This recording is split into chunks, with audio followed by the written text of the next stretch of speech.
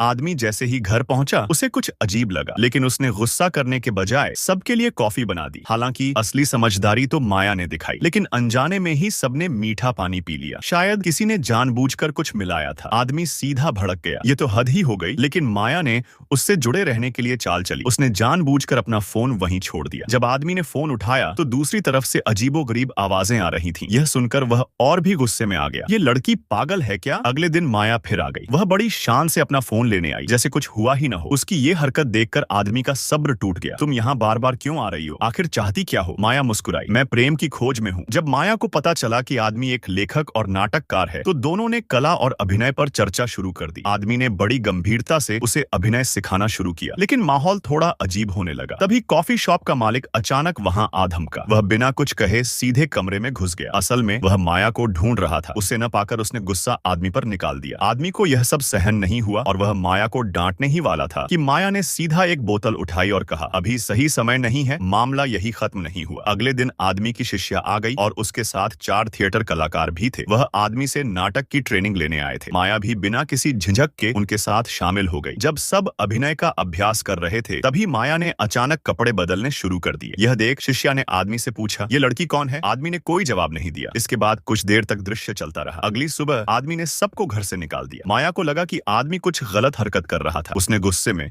उसे सबक सिखाने की ठान ली, लेकिन माया आदमी के मुकाबले कहाँ टिकती। और फिर कुछ समय बीता और आदमी को एहसास हुआ कि वह माया से प्यार करने लगा है। पर माया ने जाते जाते उसे बस एक बात कही और चली गई। यह फिल्म सिर्फ 78 मिनट की है, लेकिन इसमें कॉमेडी और बेहतरीन सीन